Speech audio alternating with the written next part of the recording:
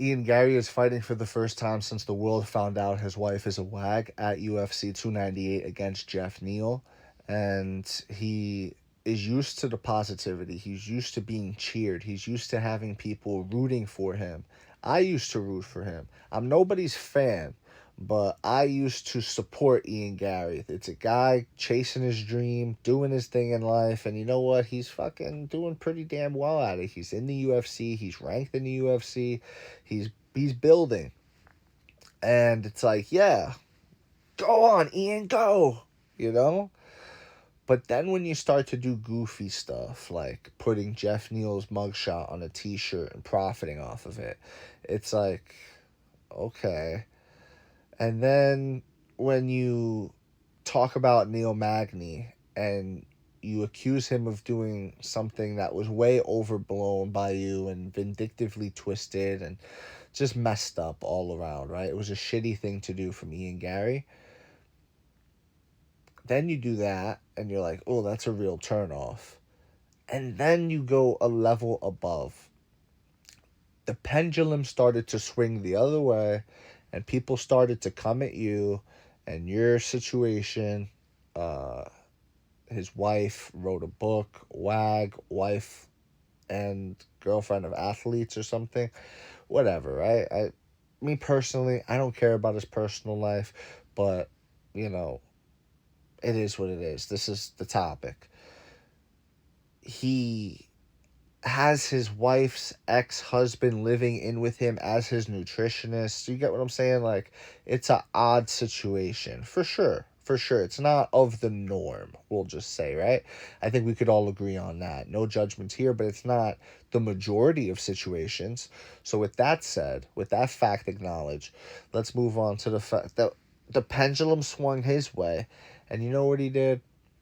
Instead of standing up to it, instead of taking it on the chin, the way Neil Magny has to take it on the chin and battle through custody battles now in court, the way Geoff Neal had to take it on the chin while you were profiting off of his mugshot. You know, dude, the reason why that's so scummy is because we all make mistakes, and Geoff Neal made a mistake one night, and Geoff Neal doesn't need to be reminded of that mistake you know what I'm saying? For Ian Garry to take the mugshot from that night that Geoff Neal's still paying for, um, it's just grimy. It's low class.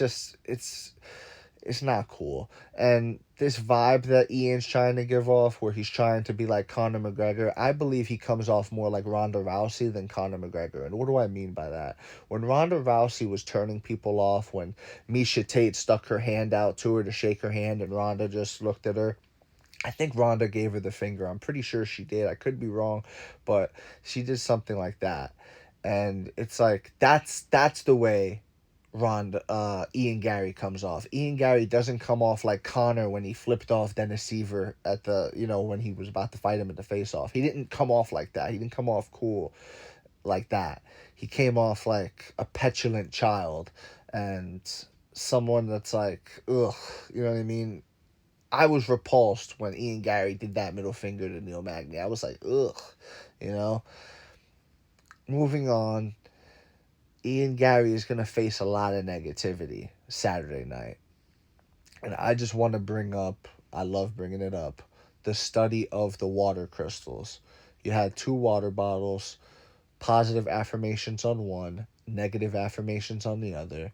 You froze the bottles, and the way the ice crystals formed in these water molecules, on the negative affirmation, they had indentations, they had deformities, they had all these things. Didn't come out great. On the positive affirmations, they came out beautiful. The intricate designs of the, it was just, go look it up for yourself. That is real. Words do have effect. And I believe the words and the negativity and the intention of the crowd and all of this will have an effect on Ian Garry.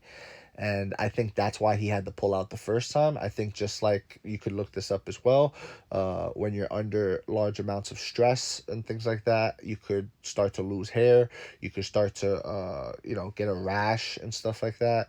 You could do all these different types of things where the mental will manifest itself through the physical. It will come out. And that's why people break out with acne. That's why they lose their hair. That's why they have these rashes, all things like that from, stress and things. So I think that's why Ian Garry had pneumonia. And yeah, this time here is going to be no different. I think he has to be perfect in order to beat Geoff Neal if we're just going by stylistic matchup. And I think Geoff Neal is the type of fighter that could be champion on any given Saturday night.